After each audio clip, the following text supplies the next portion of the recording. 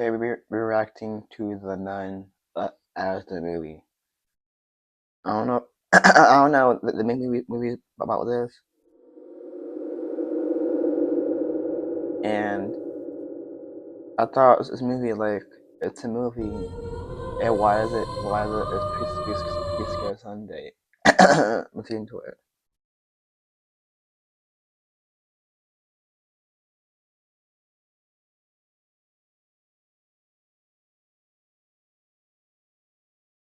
bro. This music is king with the Nun as a movie. If you ever seen the first Nun as a movie, the sound as a background as a movie for Sunday. I've been a nun for many years now. I live and work with all my sisters in the convent. We eat our meals together, work together, and even sleep in the same large room together. We pray as one as well. When there are chores to do, they are always done in pairs. The only time we get time to ourselves is when we are tending to the private needs of our personal hygiene. And even then, a sister is never much farther away than the other side of the door. There is only one man who also lives in the church, our priest.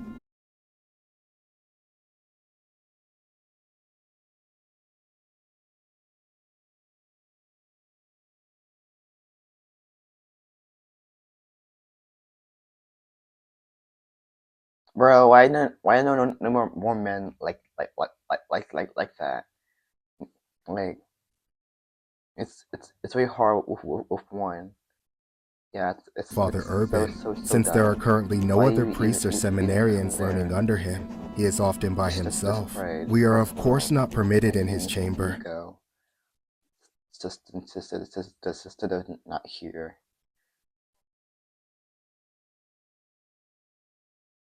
Therefore, we have little reason to disturb him while he is working. For years, our lives were Bro, simple, faithful, I full of hate jobs structure that and you grace. had to That be all by started to yourself. change one night, when So seemingly scary. all at once, every nun in the convent woke up from the same dream. I experienced it too.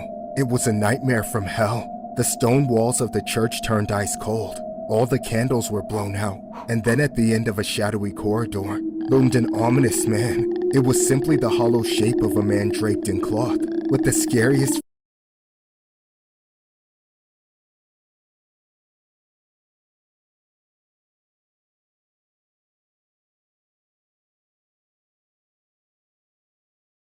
face ever.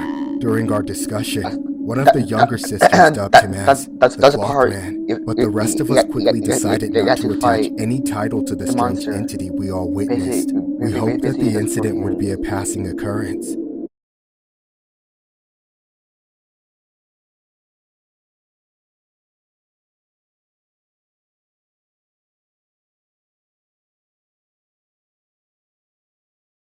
Our hopes were unfortunately always Why they make it spoiled. as a Each night, movie one first? by Make one, it this Cloth Man would Scare isolate a Sunday. nun in her sleep Like why? and hold her in that same harrowing Is it a nightmare until reason to morning. take When this? she woke up, she would find strange bruises all over her body. No one heard any thrashing during the night, so it seemed unlikely that we were striking our bed frames in our sleep.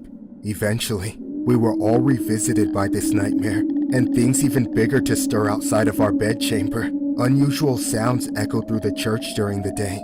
They seemed to come from nowhere, merely an echo with no clear beginning. Before long, it became clear that we had no other option but to report these happenings to Father Urban. We had not wanted to concern him with what most likely was not a serious issue, but we were at a loss. The only solution our priest offered was to pray more specifically that these disturbances would end. We followed his advice, though it did not solve anything. Inside the convent, the atmosphere was becoming quite uneasy.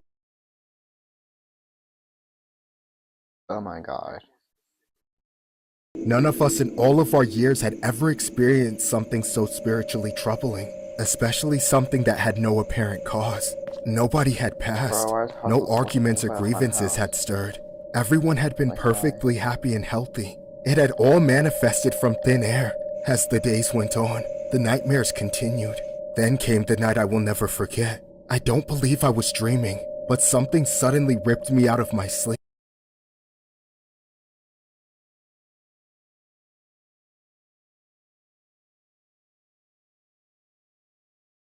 What I saw when I opened my eyes will haunt me forever. All of my sisters were levitating above their beds. I couldn't fathom what was happening.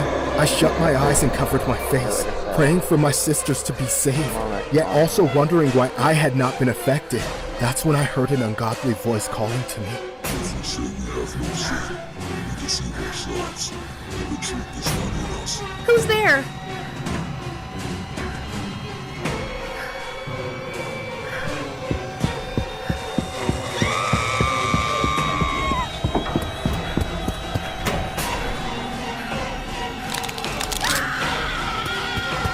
If you have ADHD or you just can't focus on schoolwork, this app is perfect for you. It's called Goth. Oh my gosh! What the hell is going on? I need a priest now!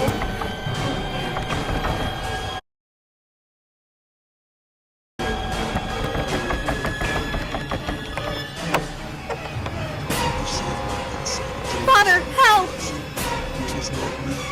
Father Urban? Bro, he's dead. He's probably dead. Finally, the source of our nightmares was revealed. Our priest had been practicing witchcraft inside the church. He had tormented us and possessed us with a demonic spirit. Forsaking his holy charge, I would not let his black magic churn any longer. I reported him immediately.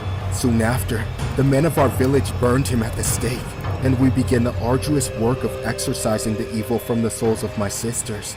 Sadly, the demonic spirit that Father Urban beckoned from hell still lingers.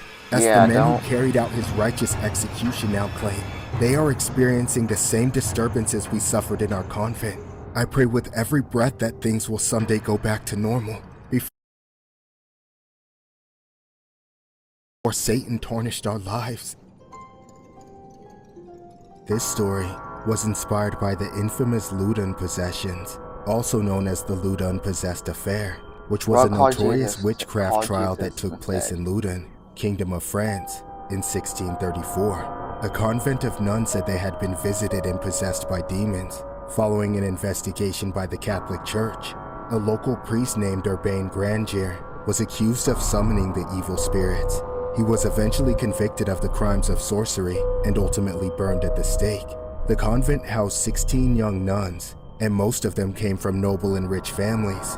It was during this period of turmoil that the group of nuns started seeing apparitions. These apparitions later devolved into convulsions and speaking in tongues. The bizarre case led to one of the most famous witch trials in the history of France. To be more specific, some of the incidents that occurred were ghost sightings of a recently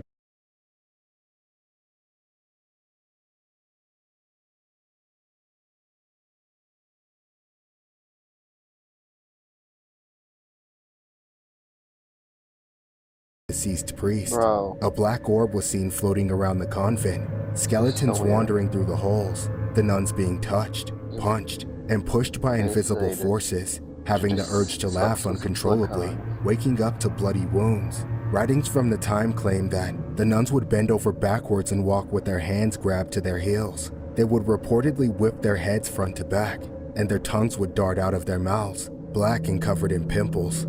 They spoke crudely and exposed themselves and encouraged lewd behavior from those around them. The nuns would also beat their chests and utter horrible and loud screams. The situation eventually got so out of hand that priests were called in to perform exorcisms.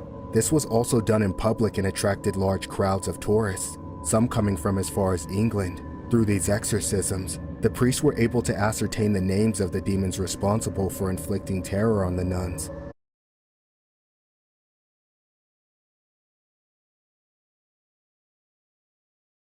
The case contains similar themes to other witchcraft trials that occurred throughout Western Europe in the 17th century. Bro, what's the point in making this spoof games someday? Just pictures.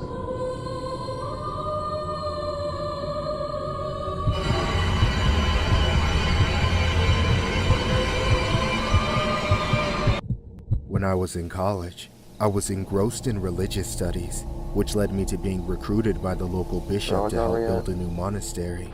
He ordained me, setting me upon my new path in life as a priest. Our monastery was quite small. Aside from me, the only permanent residents were 4 nuns. Things started out slowly. But as we gradually grew our congregation,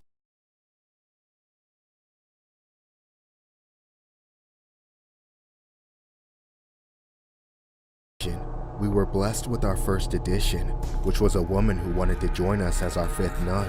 Her name was Mari, and she got along with the other nuns fairly quickly. After several years of nothing much happening, her presence was a welcome change. Tragically, this didn't last. It was only a matter of weeks before Mari started to act strange. She was rather young, so I thought she might act a little volatile at times.